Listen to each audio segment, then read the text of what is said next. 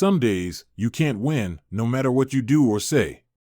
These are the days you wish you had pulled a sheet over your head and stayed out of the house. Being the head of the house, according to your better half, means you have a certain responsibility that you sometimes wish you hadn't.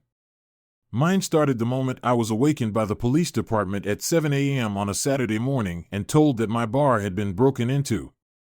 I quickly got dressed and sprinted out the door, ready to jump in my Ford, but discovered I had a flat tire. It didn't help that I had only gotten about 4 hours of sleep. In a hurry, I grabbed my wife's company car since it was Saturday and hit the road. Unfortunately for me, since the cash was locked in the safe, they had taken most of the bar's liquor supply. One of the officers said someone had gotten themselves a huge new stock of top-grade bootleggers. They damaged the front entrance by driving their car through it. My rough estimate is that it should be at least 2 weeks before it opens. The police wrote it up as a robbery. After the insurance agent came and took pictures, I boarded up the house. Now I had to wait for the insurance agent to start repairing the main entrance. Fortunately, the retail losses to my business would be covered by insurance until I could reopen. It was around lunchtime, and I was getting ready to climb into my wife's car to go home when I heard a voice yelling, "Melody, wait." I turned in the direction the male voice was coming from, causing the man running toward me to freeze in place. When I looked at him, he muttered, "Oops, sorry, I got the wrong car," and quickly walked away. Back home, I described the man in detail to my wife, Melody, but she didn't seem to guess who he might be. Melody asked me the reason I was in such a hurry early this morning that I had to take her car. I replied that the bar had been broken into and the police had called me to the scene. After a quick bite of a sandwich, I changed the tire on my truck. It turned out to be a burst valve stem. Before heading home, I stopped along the way to pick up 2 new pairs of blue jeans, a package of Hanes t-shirts, and a MAGA hat. When I returned, I found a note from Melody saying she had gone shopping.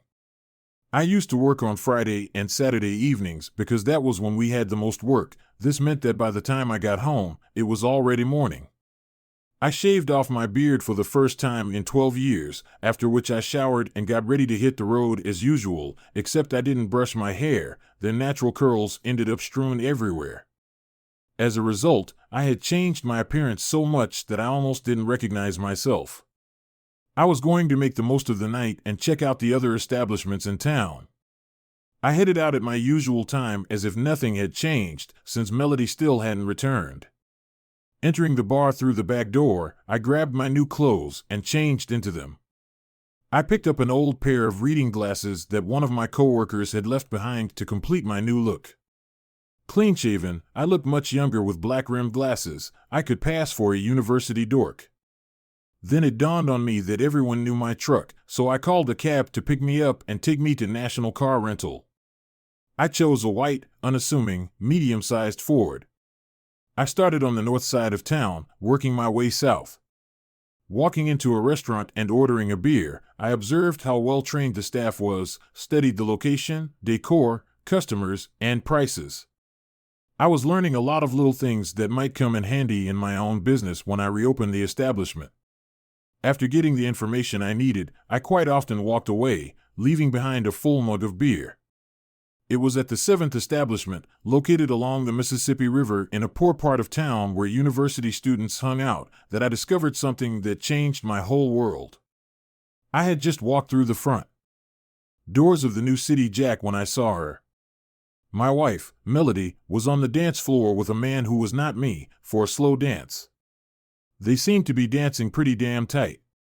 My first inclination was to do some serious physical damage to his face because this was the same man who ran up to me during lunch, calling her by name. This clearly indicated that my loving wife was lying to me. Melody was wearing a tight outfit like I had never seen before, the blouse was half unbuttoned, and everyone could see her full cleavage. Being a bartender, I knew that appearances can be deceiving.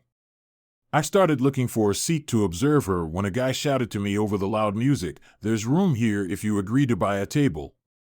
He was surprised that I took him up on his offer and asked the waitress to bring me a double gin and tonic. I found out it was a group of regulars. I said I was just passing through and stopped for the night. I asked if they were always this busy on weekends. Yes, because of the university students, he said. As the evening progressed, I'll see him at our parents' house next Friday afternoon because it's my parents' anniversary. We exchanged contact information before I left. I wanted to see what happened when they discovered she had a flat tire. It would help me decide if what Carrie had told me was true. I got back to the bar just before closing time, glad that there was plenty of light in the parking lot before the bar shut down. It was a few minutes before Melody and Payne walked out of the building holding hands and furtively kissing as they walked to her car. I noticed that he pulled his keys out of his pocket to unlock the passenger door for her. That's when they noticed the flat tire. As they approached the trunk, he noticed a second one. Melody ran around the other side of the car, discovering that all the tires were flat. I wasn't close enough to hear what they were saying, but I saw enough to know that they were acting like a married couple would in this situation. It said a lot about how long their relationship had lasted. It wasn't just a flash in the pan. He pulled out his cell phone and made a call. 20 minutes later, a tow truck with an air generator showed up and inflated the tires. I watched them as he drove them back to the Rada Inn on 4th. Just as Carrie explained, that's when I was supposed to get home. Melody came out with still damp hair, dressed in blue jeans, carrying a large shopping bag from Macy's. It's hard for a man to realize that a woman who swore in her marriage vows to love only him has willingly and eagerly become another man's lover. I know, I just learned this firsthand. I headed back to return the car. They called me a cab so I could pick up my truck. It was already 5 in the morning when I got back to my driveway. I fell asleep on the couch in the downstairs family room, dressed the same way I had been when I left for work. The next day, she didn't even realize her secret was out. Mel and I met when I was talked into helping a buddy out by being sent on a last-minute double date. Mel's family was visiting cousins, and he couldn't go on the date without her coming with him. As soon as I saw her with her shoulder-length black hair that seemed to draw you in with her blue eyes, I was interested. You could tell she had Betty Davis eyes because when she looked at you, it seemed like she was looking right into your soul. I was soon blown away, even without makeup because her father, a strict man, wouldn't allow it. She won me over. I ended up going to see her every weekend for 2 hours until I graduated, against my old man's wishes. I guess you could say my persistence wore him down. She went to college, and I didn't. I worked and took business courses online. In her sophomore year, she got an engagement ring. The next summer, the bar went up for sale. Her father and I stopped by for a couple of visits after his Craftsman made of wood was delivered. I mentioned that whoever bought it would have to gut it. It was too dark and old. He said exactly what was needed, and I spent an hour explaining to him what was needed and why. He ended up lending me money from his retirement fund at 6% interest and even helped me gut the house. I detailed the new design. We built it together, saving major labor costs. In 10 years of owning the house, I had reduced the loan amount from $200,000 to just under $20,000. It was now worth twice that. For a man like him, keeping his word was very important. At that point, Melody's parents insisted that we start a family. I was more than ready, but she wasn't. Now I understood why. In her eyes, from what I could see, I wasn't good enough to be the father of her children. I went to the bank on Monday, applied for a commercial loan, and got an overdraft. The bank agreed to this if I paid off my father-in-law by Wednesday. Everything was ready when I handed Melody's father the last payment. He handed it back to me, signed. If you recall, you gave me the rights to the design of the bar you created, but not the name, my retiree said. My retiree sold the plan 6 times, and as a result, I more than doubled my initial investment. And you. He then wrote out a letter stating that the final mortgage payment received was paid in full. The next day, I went back to the bank and paid off the loan, leaving only an unsecured overdraft. The repairs and some changes I had in mind were progressing on my bar, but my wife, with her head up her ass, still had no idea what was going on. It was becoming obvious to me that she was oblivious to what was right in front of her, including me, as her thoughts were preoccupied with other things Friday night. I arrived at my wife and her lover's favorite place, disguised as I had been the week before, using a Midou Chambertin, a cheese from France.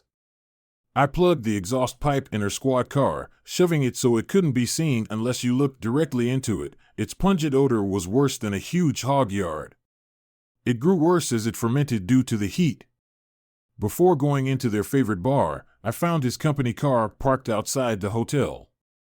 After pouring a 2B bag of sugar into the gas tank, I removed the valves from the stems.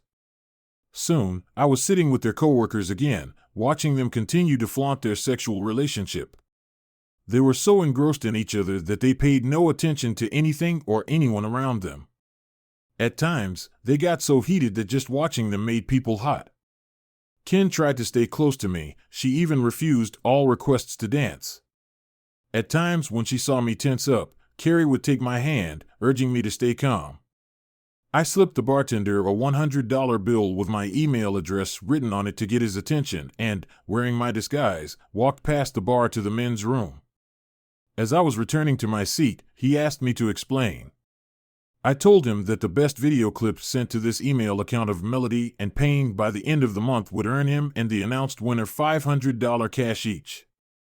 The only rule is that if they can't find out about it otherwise, the contest is canceled. He asked why I wanted to do this. I pulled out my wallet and said, "It's for your eyes only." He looked at my ID, smiling broadly. He nodded his head. "This is going to be fun," he said. "I'm married, and I'd love to help you burn that cheating jerk." He invited me to come closer so I could whisper, "I know how to get some Spanish fly," he said.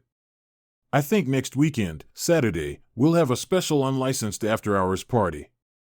I replied, "That would be perfect since the bar will reopen next Thursday." Spanx was a clear liquid prescription drug that made people extremely horny, depending on the dose. Its effects lasted from 12 to 24 hours. If it was used on oneself, it was a very stormy night. Doctors often prescribed it to couples who were having trouble getting pregnant. I was at home pretending to be asleep when at 3 o'clock in the morning, Melody crept in quietly like a mouse. I could hear her talking to someone on the phone for a long time. Finally, she crawled into the room next to me. That Saturday morning, I got up earlier than she did. Since she didn't have a lock on her cell phone, I went through her phone records. She had talked to Payne after she found out I was home. She had also forgotten to erase her messages. One that interested me was addressed to her older sister. It read, "Sis, I need a cover for last night. I'm going to tell Caleb I was with you last night." Using my cell phone, I took a picture. Of course, I later got the explanation that she had gone to visit her sister and brother. The following Tuesday, Carrie texted me, "Can we meet?" I replied, "At the truck stop by the highway. I'll be there in half an hour." She replied that she would see me there. Carrie was waiting for me when I arrived. I don't think I've ever seen a nicer smile in my life. I was starting to grow a mustache and a goatee. She took a picture of me on her cell phone so she would have my image for her contact information. Carrie remarked that she liked the way I looked on it. Unfortunately, Melody still hadn't noticed the change in my appearance. "Hi, Red," I said, sitting down. "You look really happy." "I'm Caleb," she replied. "You will be too when you study the information my brother gave me this morning. The only problem is that he wants you to cover his printing and copying costs. The owners were charging him 20 cents a sheet if he printed anything for personal use." The waitress came over, and I ordered a big breakfast for the day, 3 eggs, 3 slices of toast with sausage and bacon. Carrie ordered a cheese omelet. We both ordered orange juice and coffee. The information revealed that Melody had her own key card to his room for over 6 months. He copied it every time it was used.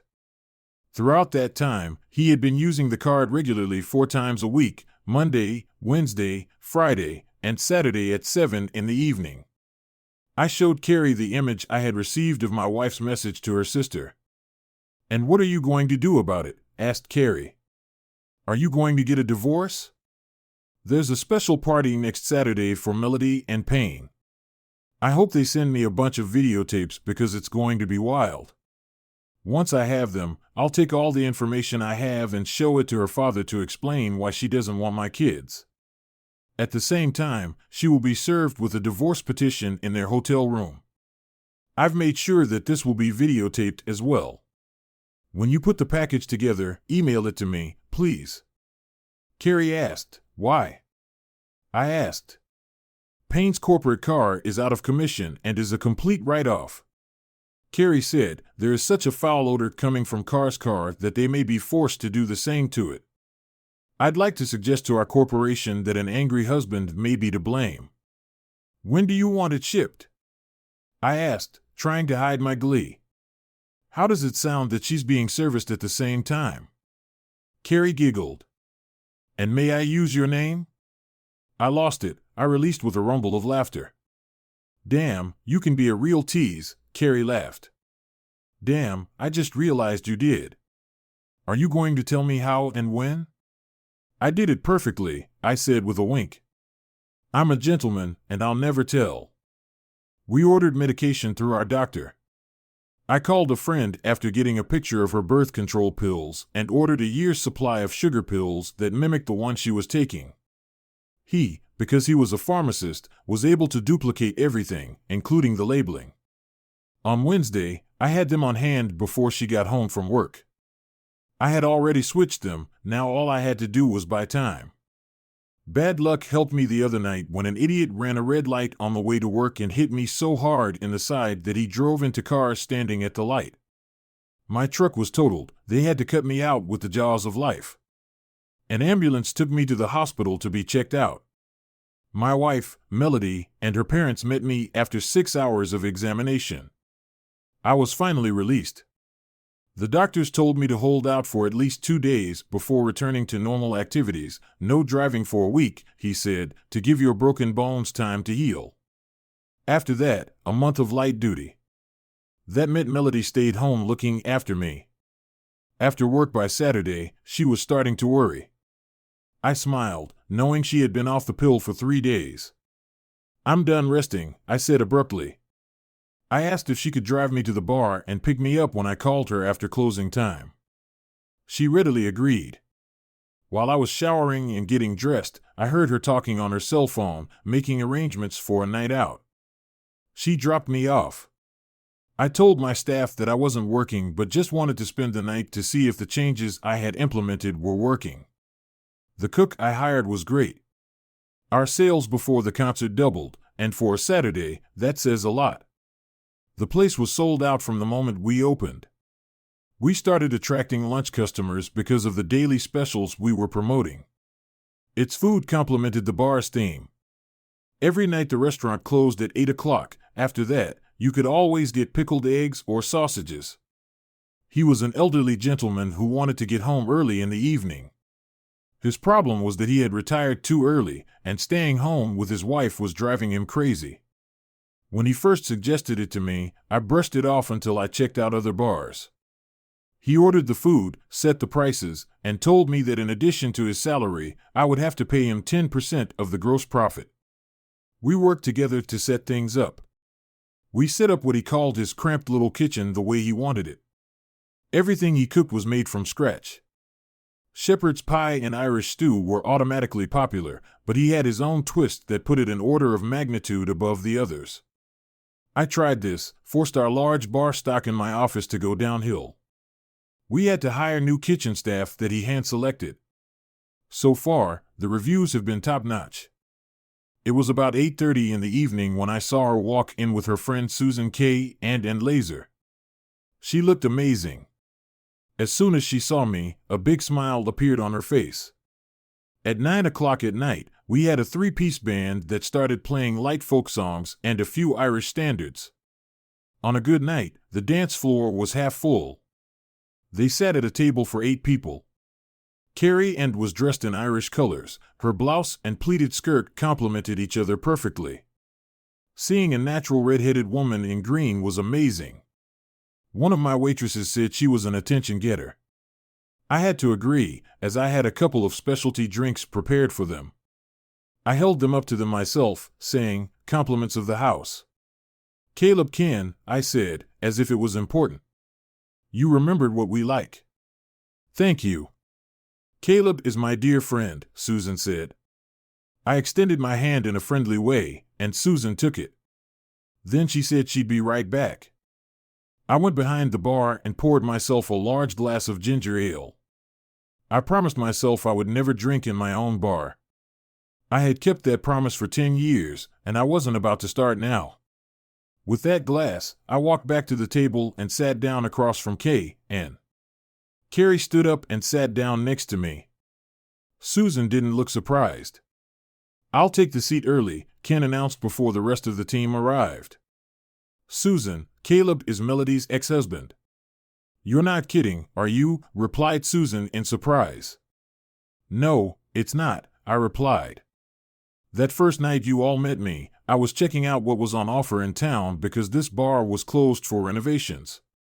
I was in complete shock when I was invited to sit at your table later. Carrie caught me doing something I shouldn't have on the street.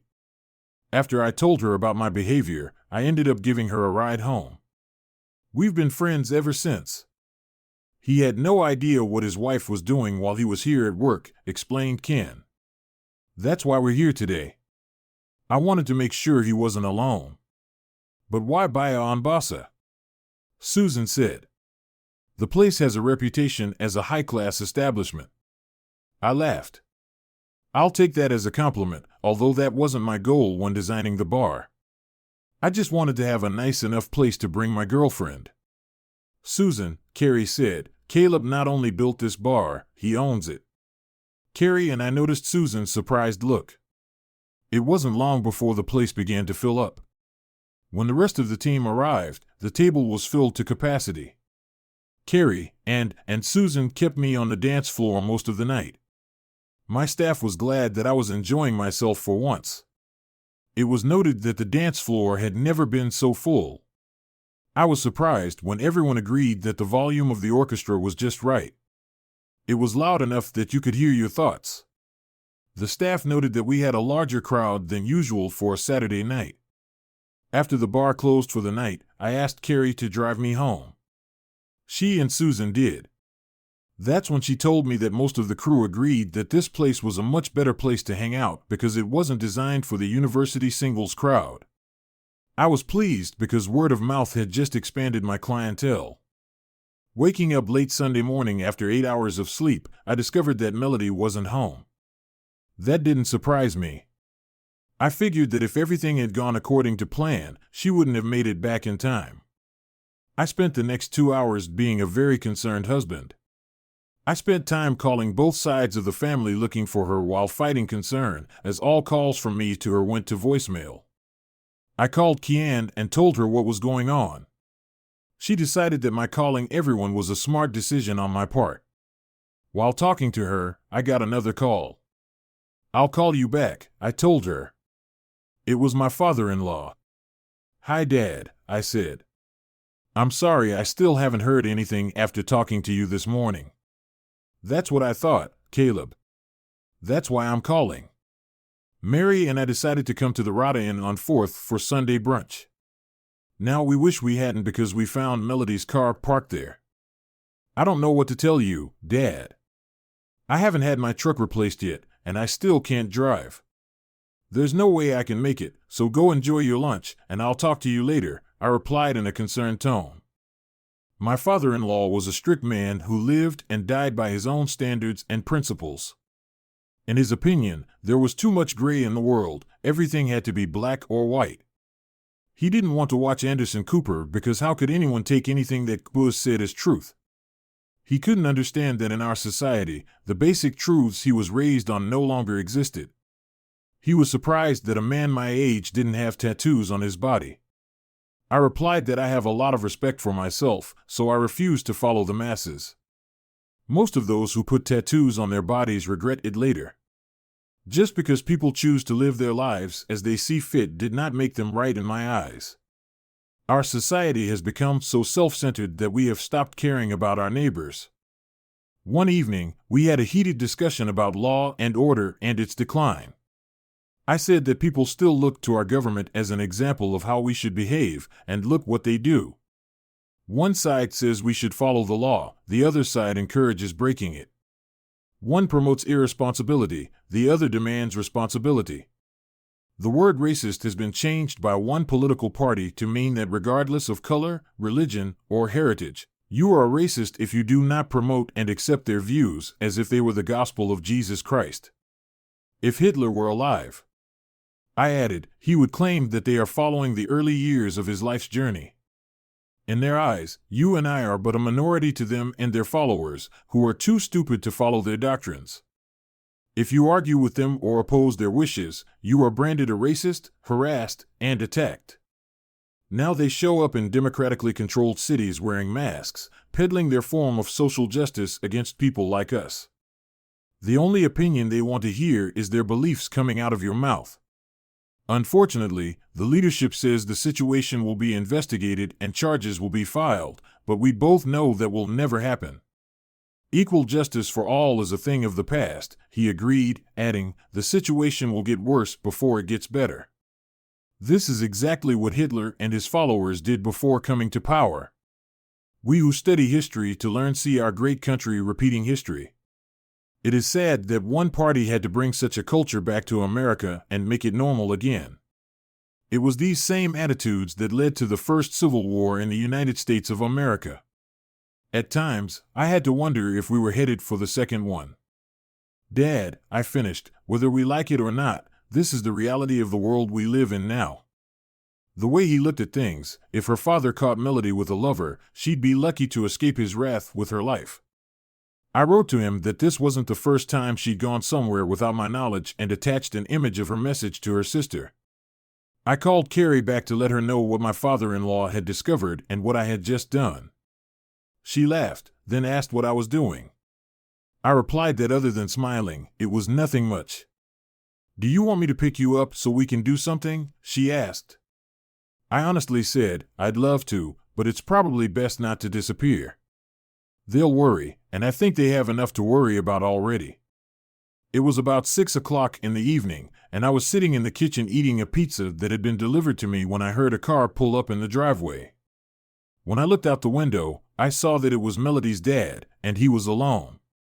I watched him get out of the car. He looked like a broken man.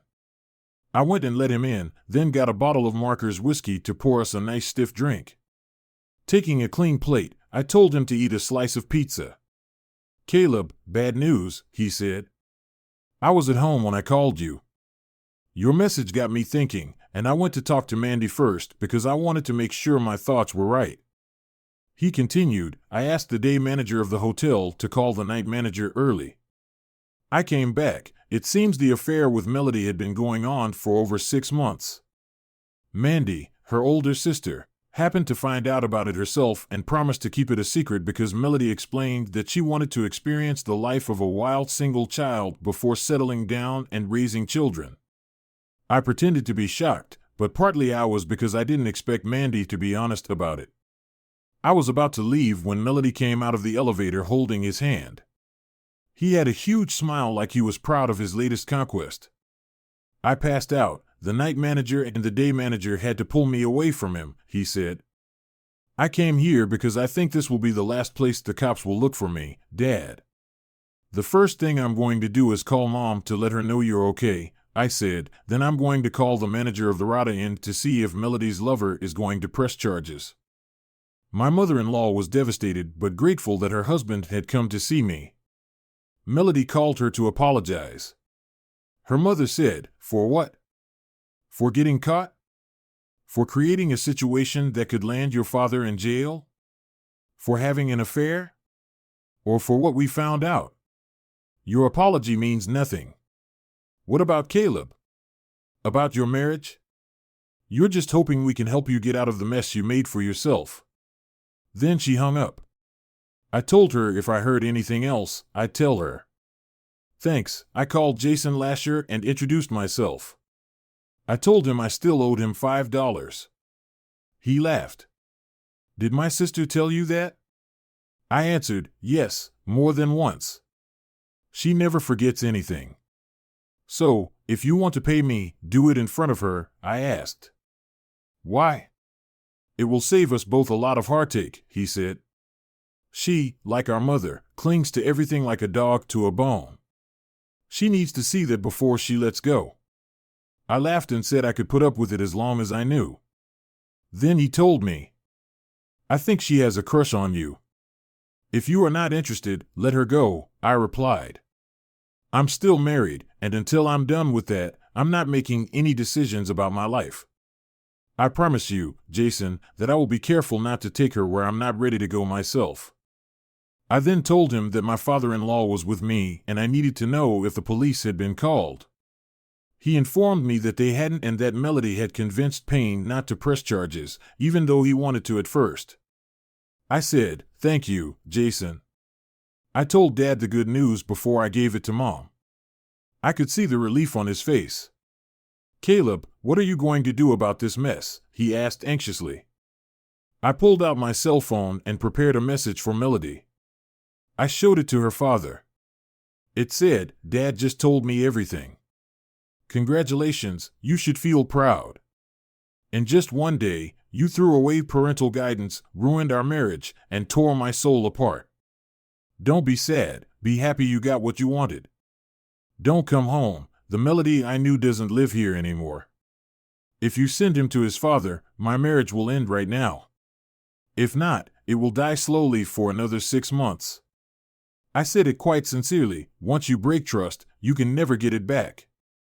Let's give this dead marriage a quick, honorable death, I said, hitting the send button. Mary always said that Melody married her father. This just proves she was right. After we were done with pizza and drinks, we went to Lumberland and bought a set of 3 deadbolt locks. As soon as we installed them, the whole family drove up to us, Mandy's mom, her husband Jack, and the adorable kittens. They ended up leaving around 10 o'clock. I texted Kian, are you awake? She responded very quickly with a call, are you okay? I have to ask because Jason called and told me what happened, asked Carrie. Payne has 2 black eyes and a broken nose. Your father-in-law really jumped him, but he only managed 3 punches before Jason helped him stop. I laughed but replied, he used to do amateur boxing when he was young. I'd like to see that, said I. He came here after everything happened. He didn't know where to go. I found out from your brother that there were no charges, and I informed the family. They had all gathered here to discuss the mess and had already left.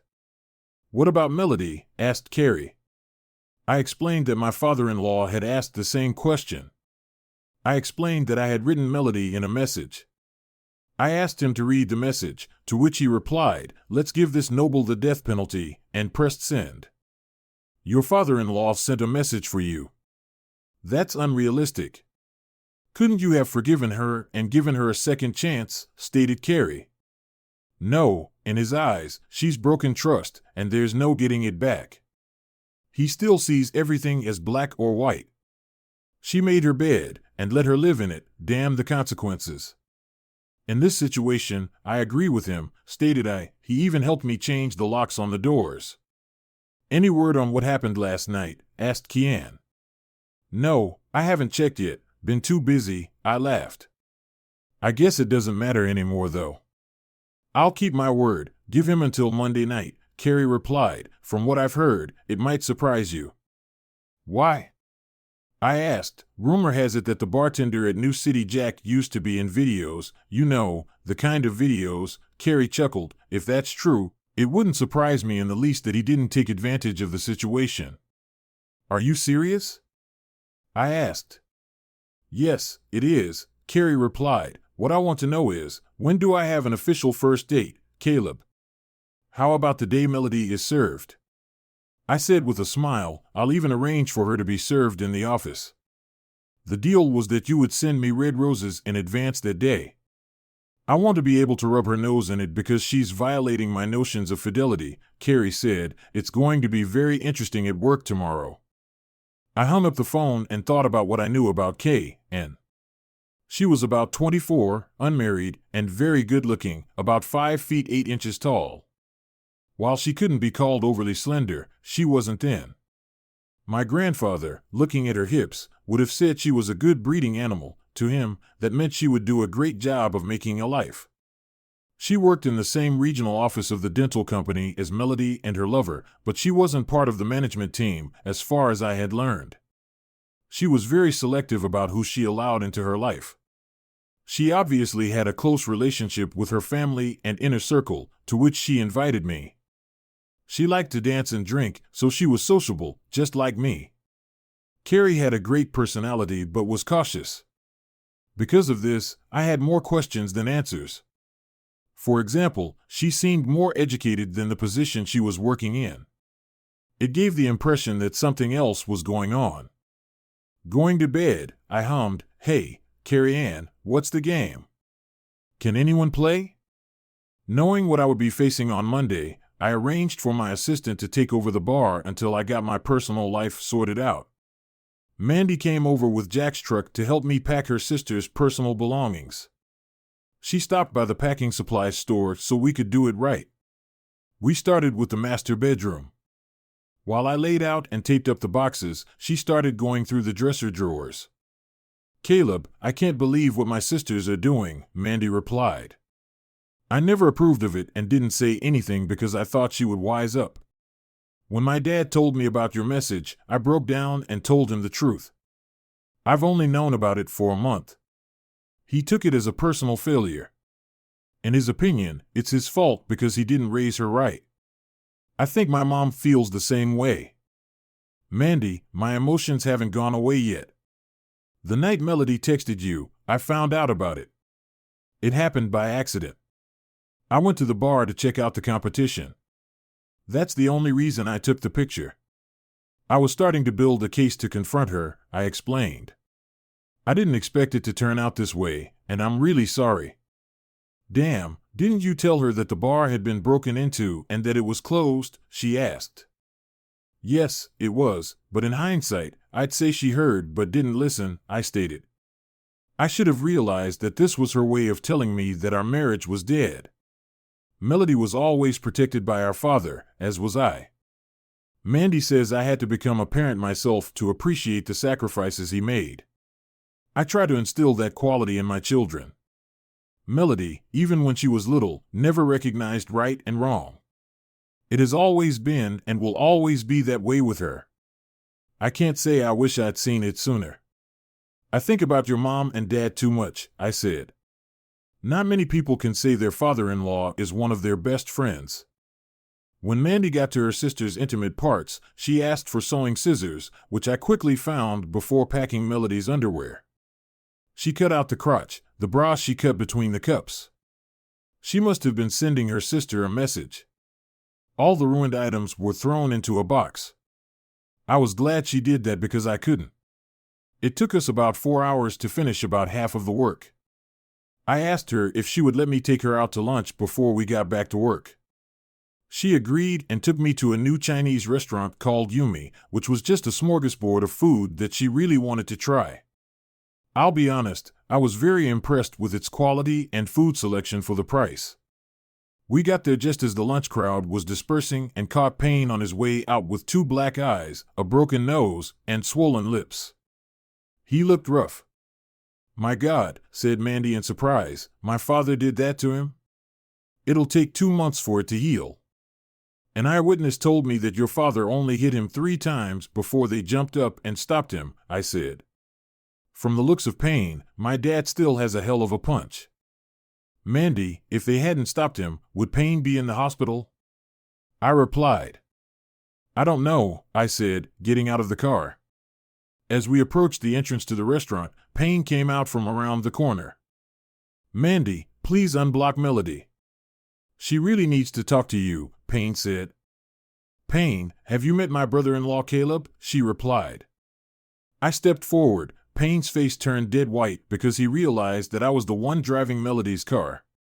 He raised his fist as if preparing for a fight. If that's the way you want it, Payne, that's fine. Mandy will confirm that he started the fight, I said. As soon as she said she would do it, I lifted my foot and kicked him hard in the balls. When he fell over in pain, I punched him twice with my fists as fast and hard as I could. When he completely collapsed, I kicked him as hard as I could and hit him in the balls again to finish it off. I hit him hard on his right arm. I didn't realize it, but it gave me the release I needed to. I opened the door for Mandy, and we headed inside. We were escorted to our seats. I ordered an unsweetened tea, and she ordered a Coke. Before we go get food, I want to ask, did my daddy teach you those moves? Asked Mandy. I replied, not if you think it's part of my job to be a bouncer when necessary. That's why I asked you to witness that he started it. I didn't want a fair fight, I wanted to end it quickly. No sooner had Mandy and I filled our plates than my phone rang. It was Melody. She finally wanted to talk. But I just pressed the red phone on the screen to disconnect the call. I think her boyfriend already called her, I said. Too bad he's not going to give her anything anytime soon. Mandy lost her composure and began to laugh uncontrollably. Everyone looked at her. I said out loud that I would never joke with her in public again. God, that was funny. I almost peed my pants, said Mandy. I'm glad you didn't, I replied. How would you have explained it to Jack? I would have been tempted to yell, flash flood. Stop it, she said, starting to laugh again. After eating, we went back to work and kept at it until we were done. I packed up all those feminine things a woman adds to a house to make it her own. At 5 o'clock, we were unloading Jack's huge cargo van at the storage center at the place we had rented for him.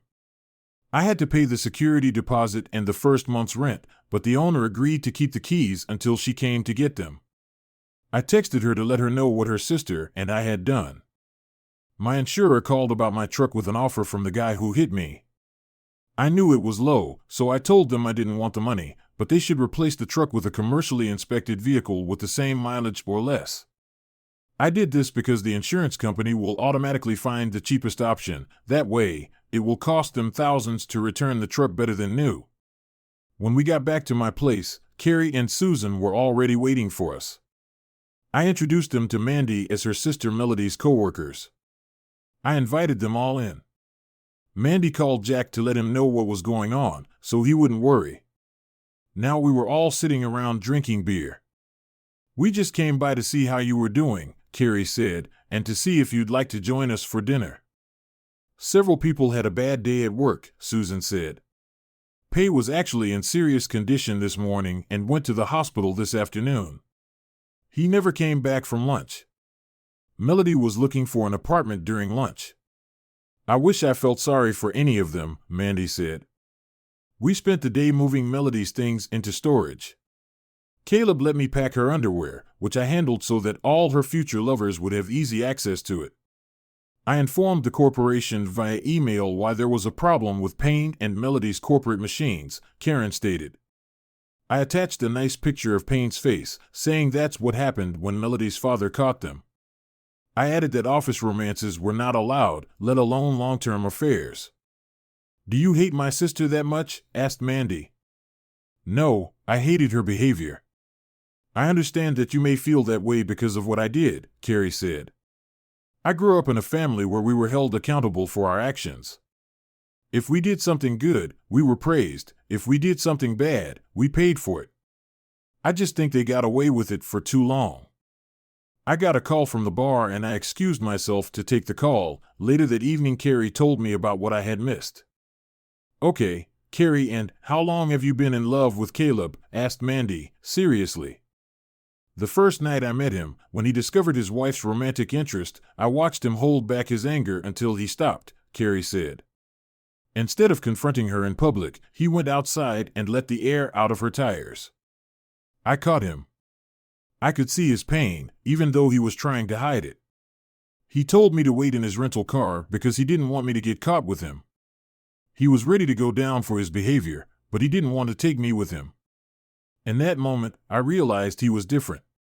We talked that night. He didn't swear, he didn't humiliate her. He was just trying to figure out how to get evidence to gently explain to his father-in-law why Melody didn't want to have children with him. Caleb has always been special, Mandy explained. In his relationships with other people, he seems to be able to step into their shoes. In family problems, he has always acted as a peacemaker. He's hurting, but he won't admit it to anyone. You have my blessing, but but if you hurt him, I will come after you when your father caught Melody in pain and lost him. I was surprised to find out that he came here to be with Caleb, Carrie explained. Did you know that your father was the one who sent the text that ended their marriage forever?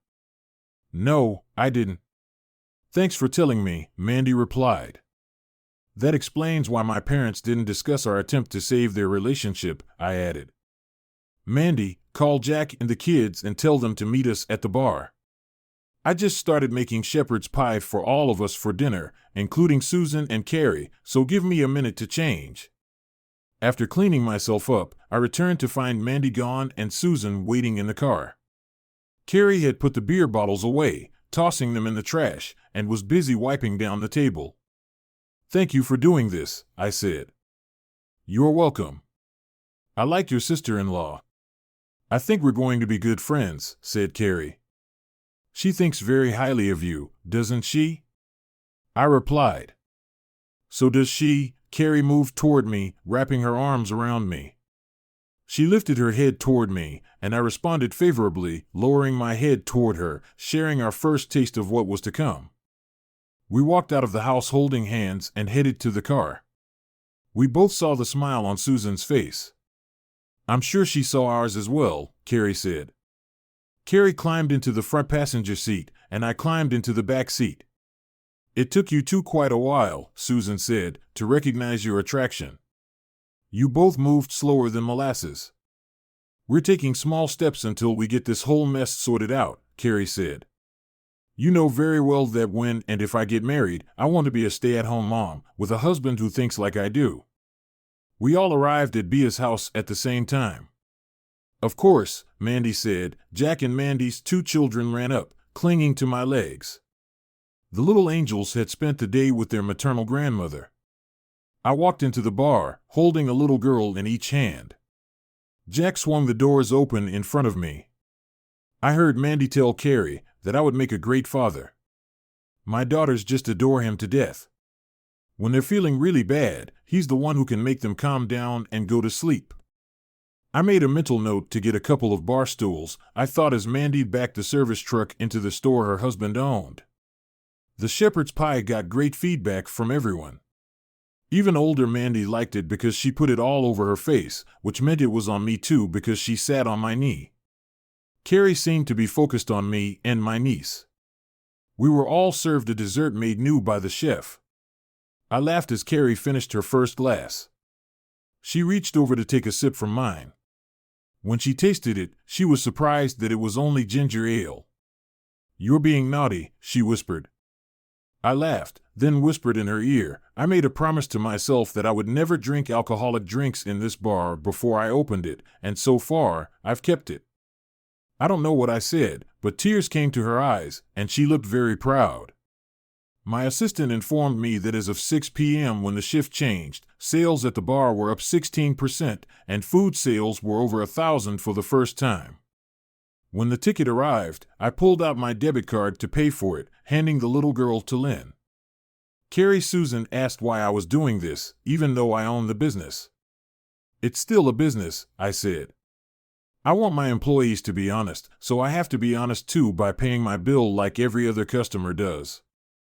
A lot of people don't think so, Carrie said, but if you think about it, it makes sense. When the server brought the papers, I added 20% as a tip and put the card back in my wallet. After saying goodbye, Susan and Carrie drove me back to the house. It was time to check on the outcome of the party on Saturday night. When I opened my email, I realized that what Carrie had told me was true.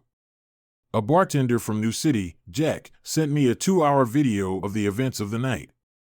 It was professionally shot from various angles. The video was called Surviving University Night and started with Melody Corbett and Payne Richards. The show is strictly for 2 players. Opening the second and third files, I found copies of the contracts that both had signed, and their signatures were legally witnessed. It was now for sale on a paid adult site. The note said, "This will give you the tools to negotiate in a divorce." I went that route because the movie sells overseas and generates revenue every time it's shown. I figured with your attitude, you wouldn't mind. I didn't mind, and he was right. Melody will make sure her parents never see it. I texted Carrie to let her know you got it right surviving university night. The video of Melody in pain has now been posted on a paid adult website. I was disappointed at the lack of response until a while later when I heard a knock on the door. I had just finished showering and put on my pajamas.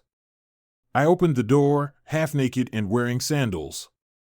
It was Carrie, and she was smiling broadly, but it wasn't Carrie if you know what I mean. In less than 2 hours, she had lost at least 20 lbs from the bottom of her chest down. Come to think of it, she used to be a 10, now she had to be a teenage 5. Wow was all I could say as I was in complete shock. Who are you and what have you done to my Carrie? And, you like it? Carrie replied. I've gotten rid of my body shape for good. There are a few things I need to explain, and your message allows me to do that.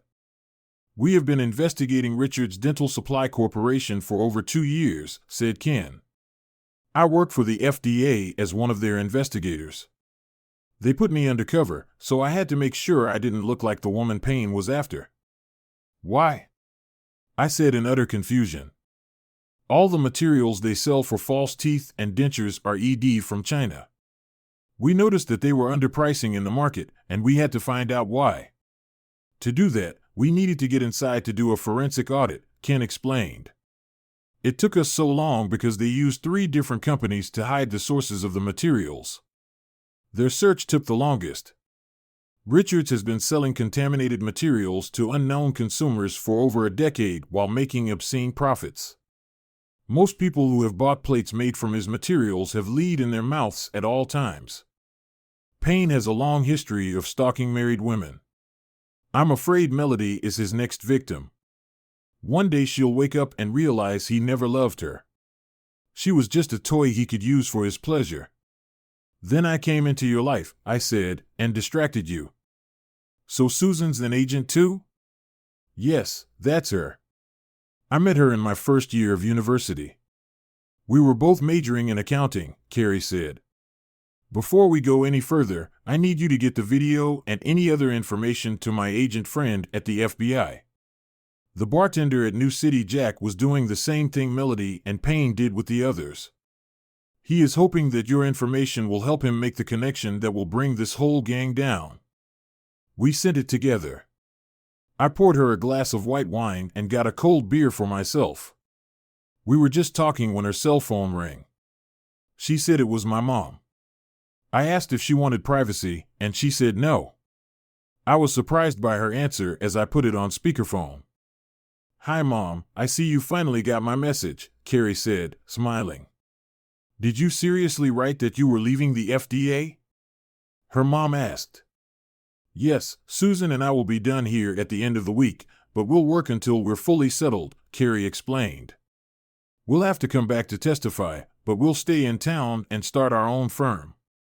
Susan is moving in with me to cut costs until we get established. For 6 years, we've been pushing for you to settle down and stay in one place. Why now? Asked Carrie's mom. Why did you decide to settle near home? Okay, Mom, Carrie laughed. You won't stop until I tell you. I met a man who interested me enough to make me wonder if he could be the one. Is this the same Caleb you're talking about? Asked Carrie's mother. Mom, that's enough. Goodbye, said Carrie and hung up the phone. Don't feel bad. Once the last child leaves home, all mothers start wanting grandchildren to fill the void that has been created in their lives, I said. I have an appointment with a divorce lawyer tomorrow. Susan and I are quitting Richards tomorrow. The Food and Drug Administration is coming on Wednesday with warrants and seizure orders. They want us both gone before that happens.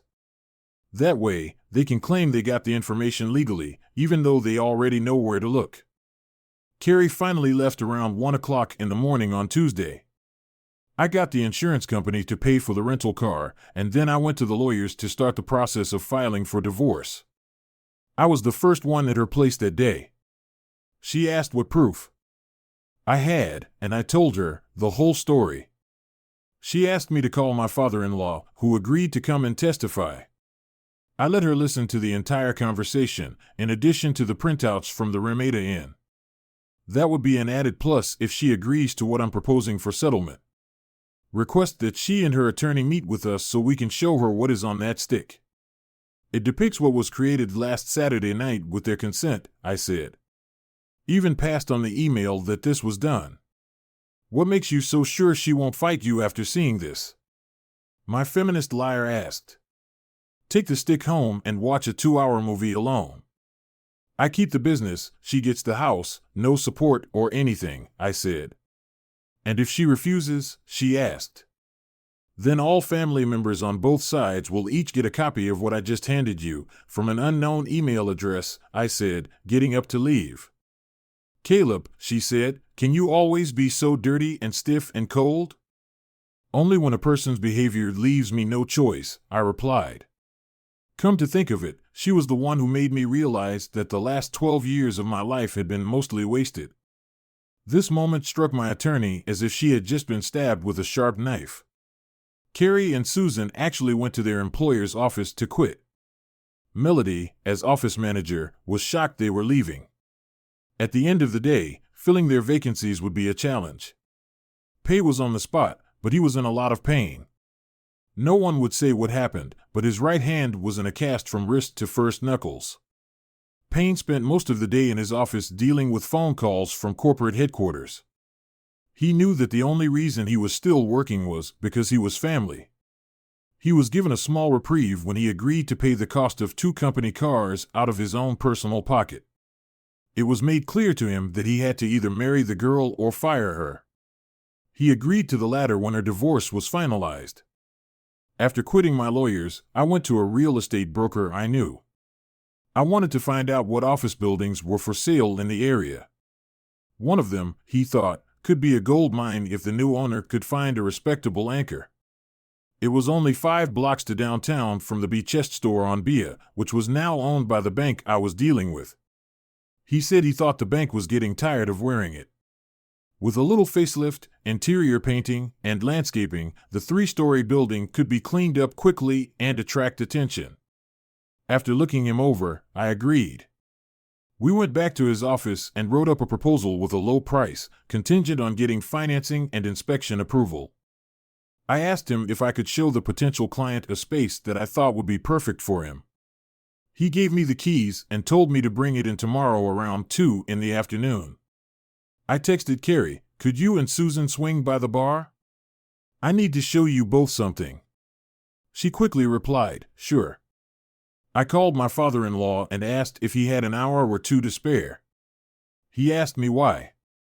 I explained that I was afraid I had to sell the bar to settle the divorce case and needed to start getting ready for a fresh start. I had an office building I was considering and I wanted his opinion. He agreed, and I picked him up. We walked through the building, checking out the electrical. He pointed out a few things that the building inspector wouldn't notice but could be used as bargaining chips. He asked what they were asking for. I told him and then disclosed what I was offering. Smart move, he said. You can always go up, but you can't go down. Personally, I think you should go for it. You need a couple new anchors. Do you have someone in mind? I said, just 2 ladies who are starting their own accounting firm, which is now working with Melody and me since I may be forced to sell Basha. He smiled and said, if you get it, I'll help you remodel the space so it's open to both of you. It's bigger than your current place, plenty of room for parking. Mandy tells me you're friends with them.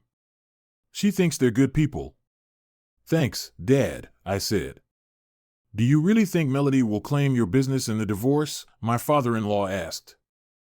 The Melody I used to know probably won't, but the one I'm divorcing probably will, I replied. She'll blame me for everything that happens in her life to justify her actions. Dad looked at me in shock. But that's not true. That's not what you and I know, I replied. Name one situation other than a legal contract where the truth would matter in making a decision. I can't, and neither can you. In divorce courts, it all depends on what you can get the judge to believe. If Melody and I had children, I'd be a dead man in the eyes of any judge. But it's wrong, he said. Dad, we agree with you, but we're in the minority. We still believed in right and wrong. These days, most outside the family only care about themselves. The time when society was beneficial as a whole is forever gone, I replied. The proof of that is to look at how many people are homeless in the promised land of California. What is real for most people is what the media puts in front of them on that particular day, and it lasts about as long. I was back at the bar in my office when my realtor friend called to let me know that they had accepted the offer but would not finance it, even though I was a good client. I started looking for financing through lendingtree.com. I sent them my tax returns for the last 5 years to demonstrate that I was serious. Susan, Carrie, and I walked through the empty first floor of the building I wanted to buy. It had last been used as a call center. I told them about the plans for the new bar and restaurant I had in mind and then asked how much office space they would need. Caleb, we can't afford what it would cost to finish. That's why we're looking at something that's move-in ready, Susan said. I decided even then that I would cover the costs out of pocket and build as the bar is established. I'll know if I have financing by Friday. I'll get the building for much cheaper than its appraised value, I said. Melody's dad will help with the construction, so that will cut down on a lot of the costs. Why are you doing this? Carrie asked. Because the court may force me to sell Beyond Ba as part of the divorce settlement, so I'm planning accordingly, I answered honestly. So in the next couple of days, draw your needs for the next 2 years on paper. I'll work from there. What if you don't have to sell the bar? Asked Susan. My assistant got a promotion and I have 2 surgeries, I said. Wednesday was a bad day for pain. Melody and his parents, the Food and Drug Administration, showed up visiting all of their regional offices and headquarters en masse. Melody was handed a copy of my divorce petition on the grounds of adultery. On Friday, Melody and I flew out to Richard's headquarters. The deal was finalized on Friday, and I was able to squeeze out another $250,000 for remodeling. We started the interior remodeling on the first floor. We tore down and stripped everything down to concrete walls and bare bones. Thanks to the concrete floors and steel framing, it didn't take long. During this time, our draftsman drew up detailed interior plans for the entire building. He redesigned the main entrance to include an elevator shaft for 3 floors. Contractors came in to run new plumbing for my section in Carrie and Susan's office, making 2 main entrances, one from the street and one from the main lobby. I had to cut and remove concrete so that a new elevator shaft could be installed and poured. At the same time, I built an interior concrete wall to provide permanent separation. Carrie and Susan would fly to Washington every Sunday night and return Friday night. They would stay until I finished work. I would pick them up and take them to the airport. Both helped out as much as they could. My soon-to-be ex's lawyer and my lawyer got nowhere. Every week her demands changed, and finally, I said enough was enough and set up a meeting between the 4 of us. I was ready and angry enough to go for blood. After the elevator shaft was finished, I sandblasted the building. This removed the paint and returned the building to its original color, as well as refreshing the red brick to look like new. The crew remodeled the flat roof, bringing it up to modern standards. Finally, the interiors could be tackled. Her office would have men's and women's restrooms, a staff lunchroom, a beautiful reception area, and 6 offices. On my side, there would be public restrooms, a storage room behind the kitchen and bar, a suitable elevated area for the band with a nice dance floor. Contractors came in to do the interior. They did her part in less than 2 weeks. 2 more office buildings were purchased in the neighborhood. 2 buildings were sold and turned into the newest Bank of America branch. The local paper said that redevelopment was coming to a neighborhood that was more than ready for it. My meeting with my ex and her lawyer was scheduled for Friday. The kitchen equipment was delivered and set up on the white tile floor. The oak bar counter was built and dark pine laminate flooring was installed. All the electrics were ready and working on both sides. The tables and chairs and booths for the restaurant have been ordered and will be delivered on Monday. We did it all in less than 2 full months. My real estate agent found me a long-term tenant. The legal team occupied the entire 2nd and 3rd floors. It turned out that they covered the mortgage, taxes, and all the associated costs. I showed up for a meeting with my attorney and found that Melody was starting to show herself. She wanted me to step up and take on the responsibility of being a father. I listened to her claims and laughed when she claimed she was still on the pill when it happened. I told her we would do a DNA test to prove or disprove her claim. I then asked my attorney to show her what was on the stick. I gave her. Melody's face turned white. Last time I looked, it had over 2 million hits, each one costing $5.99 a pop. I said, according to your contract, you are entitled to 5%. Since we were legally married at that point, all of the proceeds you receive for this one-night adventure must belong to me equally because it must also be listed as a marital asset. Now I'm going to give you the weekend to offer me a serious agreement that will suit us both, I said. Otherwise, everything I have on this disc will be made public on Tuesday. The silence in the room was murderous. Melody, we both know who the father of your child is, and his name is Pat, I said, getting up to walk out the door. You made your choice, accept the consequences, and live with them. 10 minutes passed before my divorce lawyer called. Caleb, she's offering you $350,000. You get to keep your business and your house. You must agree to never divulge or discuss what you know and give up all your rights to the movie. Draw up a settlement agreement, but stipulate that before I sign it, you must keep the funds from me, I replied. How soon will the divorce be finalized? I'll set a court date right now, but it will be legal 30 days after the judge signs off. I was dressed to the hilt and waiting for Carrie and Susan as they disembarked from the small regional jet. My hands were busy because I was holding 2 sets of roses, red ones for Carrie, yellow ones for Susan. As they walked through the gate, Carrie saw me and broke out into a huge smile. As soon as they approached me, I handed them each a check. Both of them had to kiss my cheek. We got their luggage, and I pulled them towards the new sedan I finally bought, having gotten a cash settlement I could live with. Before we take you home, I want to stop by and show you your finished offices. I think you should know that the rest of the building is rented by a group of lawyers, I said. Carrie and I have reached a financial agreement on the property left over from my marriage, which will be approved by the court next week. How much did you lose? Asked Carrie. Is it as bad as we feared? Oh yeah, too bad, I laughed. We had a meeting with our lawyers, and I got her video and a printout of how much she earned. Since one side was forcing us to agree to count all property as marital property, her earnings from the one-night stand video should be counted too. Since it was taken while we were married, 50% of the income owed to her should belong to me as well. Carrie cried with relief. Now we can officially date.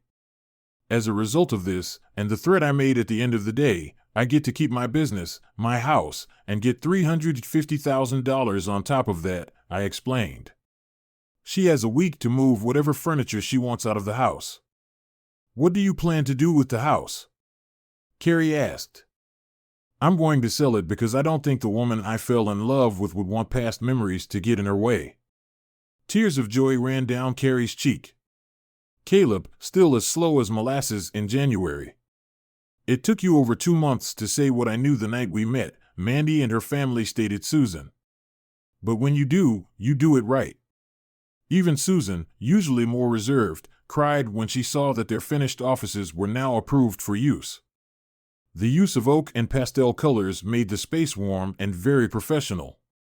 All that's left is to name the business and register it and buy the office equipment and furniture, I said with a smile. You ladies pick the colors well. Carrie, I said, jumping into my arms. I love you, damn it. You made me wait so long before you told me you felt the same way. No more holding back. I just nodded my head and kissed her. Eventually, we took Susan to Carrie's house, where they both now lived. It was the first time Carrie had traveled home with me.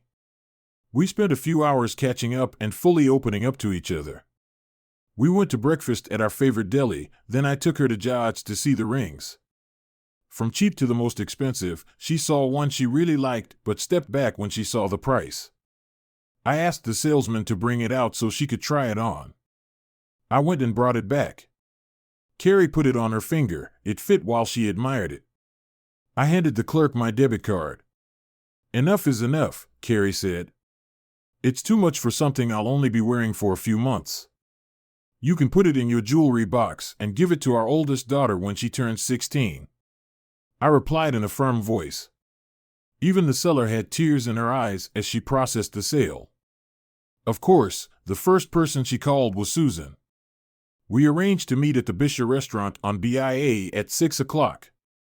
I told her to invite her mother and father to join us.